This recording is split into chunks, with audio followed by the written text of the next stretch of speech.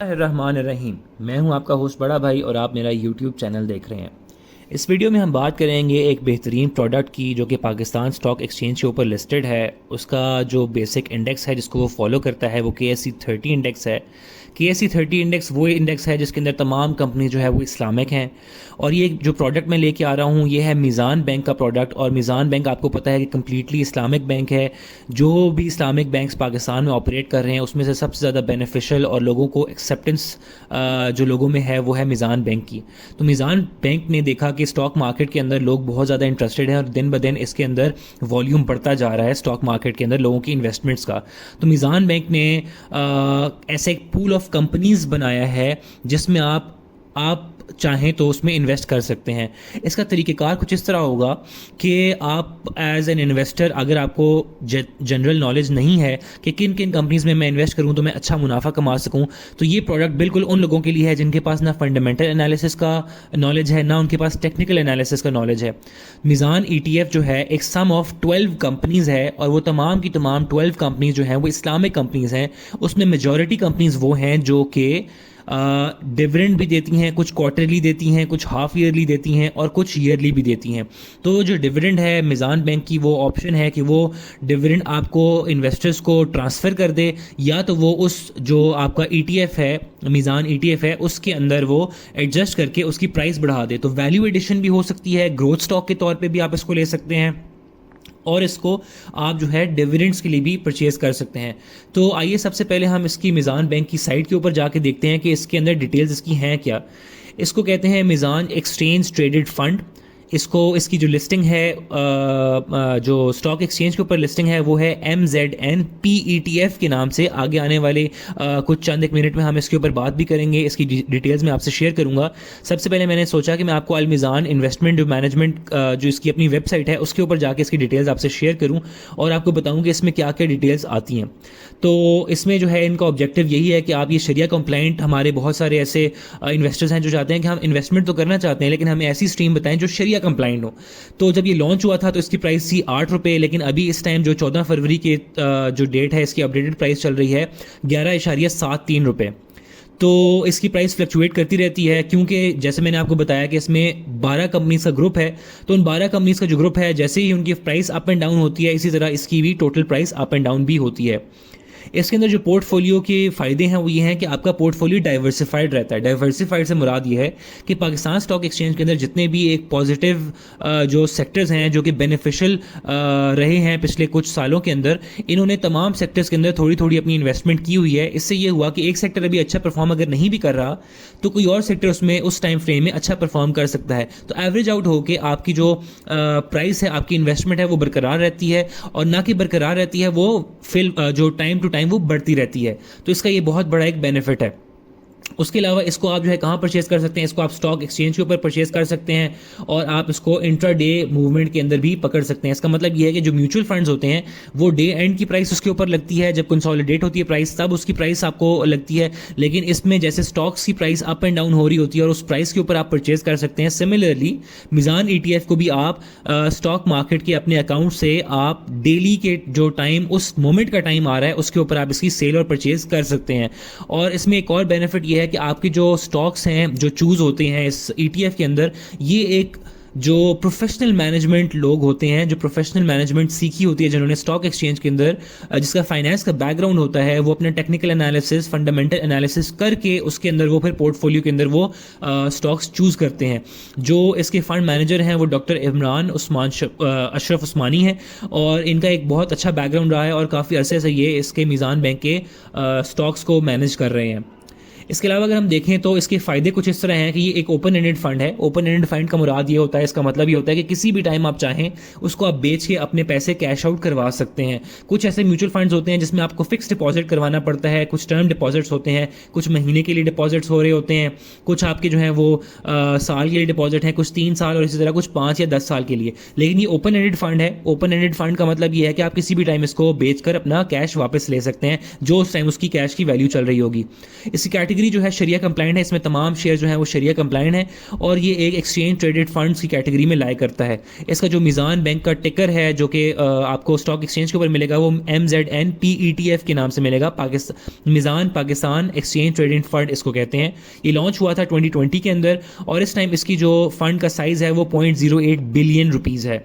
और इसका जो बेंचमार्क इंडेक्स है वो पाकिस्तान मीज़ान इंडेक्स है और इसके अंदर जो है आप 500 के मल्टीपल्स के अंदर आप शेयर कर सकते हैं। इसका जो लॉट साइज़ है कम से कम इसके 500 आप शेयर्स परचेज कर सकते हैं स्टॉक एक्सचेंज के शेयर के साथ। इसका रिस्क पोर्टफोलियो जो है ये एक हाई प्रोफाइल रिस्क है इसकी, क्योंकि स्टॉक एक्सचेंज आपको पता है इसकी फ्लक्चुएशन ज़्यादा होती हैं, वोलेटिलिटी इसके अंदर ज़्यादा होती है, तो इसी तरह इसका भी जो रिस्क प्रोफाइल है वो ज़्यादा है। लेकिन ये उस तरह सेफ़ है क्योंकि इसके अंदर 12 कंपनीज़ का कंसोलिडेटेड पोर्टफोलियो है।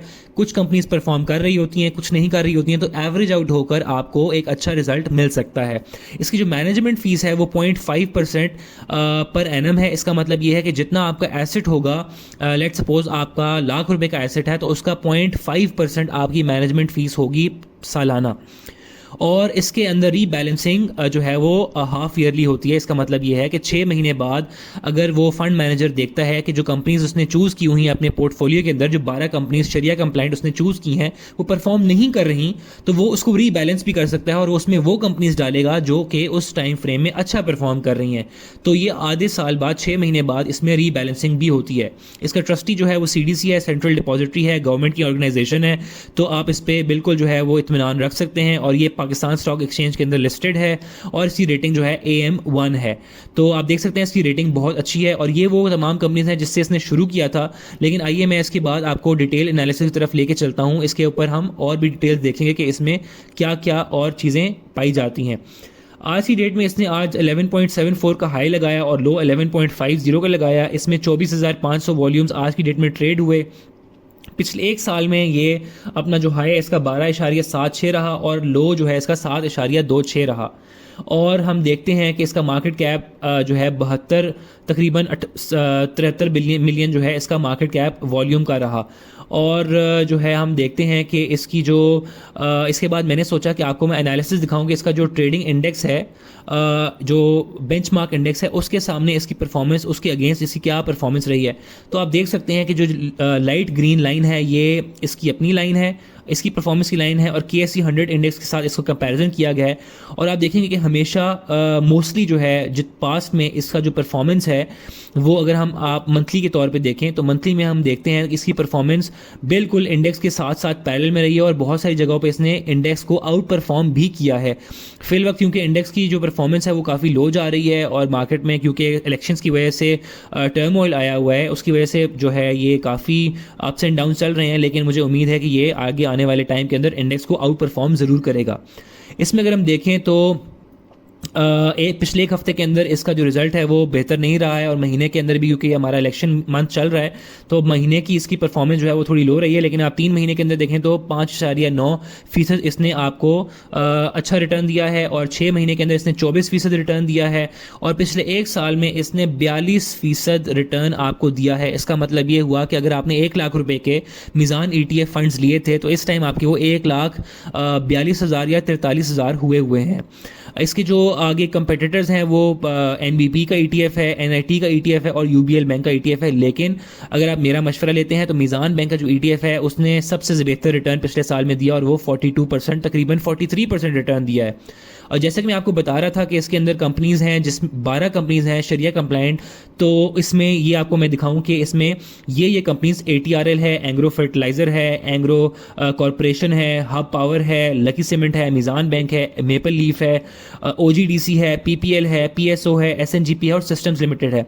तो आपको इस तमाम कंपनीज़ को देखते हुए पता लगेगा कि इसने बहुत सारे सेक्टर्स को टच किया है। रिफाइनरी सेक्टर भी है, फर्टिलाइज़र सेक्टर भी है, पावर जनरेशन भी है, सीमेंट कंपनी भी है, इसमें बैंकिंग सेक्टर भी है, इसमें ऑयल एंड एक्सप्लोरेशन सेक्टर भी है और इसमें जो है वो टेक्नोलॉजी सेक्टर की भी इसने कंपनीज़ को टच किया हुआ है। तो मैं ये बताना चाह रहा हूँ आपको कि इसमें तमाम कंपनीज़ को इसने टच किया है ताकि कोई भी सेक्टर परफॉर्म करे तो वो इसका एक बेहतर रिजल्ट आपको इन्वेस्टर्स को दिया जाए। अब सवाल ये आता है कि इसको किन लेवल्स पे बाय किया जाए, क्योंकि इसमें अप्स एंड डाउन्स तो ज़रूर आते हैं, क्योंकि बाकी तमाम स्टॉक्स की तरह ये ट्रेड हो रहा है। तो इसके लेवल्स भी मैंने आपके लिए मार्क किए हैं, और लेवल्स वो इस तरह की हैं कि मैंने इसके अंदर फिबोनाची रिट्रेसमेंट टूल लगा के मैंने आपके लिए लेवल्स मार्क किए हैं। और जो ये लेवल्स आपको नज़र आ रहे हैं, जो 11.66 का एक लेवल है, उसके बाद 10.99 का एक लेवल है, उसके बाद 10.44 का एक लेवल है, उसके बाद 9.89 का लेवल है। मैं इन लेवल्स इसलिए मेंशन कर रहा हूं क्योंकि जिस लेवल पे भी आपको मिले आप कुछ ना कुछ इस पे बाइंग करें। इन लेवल्स के दरमियान में इन बाइंग से आप गुरेज करें, लेकिन कोशिश करें कि जब इन लेवल्स को वो टच करें तो वहां पे आप बाइंग अपनी अपॉर्चुनिटीज़ जो है उसको अवेल करें।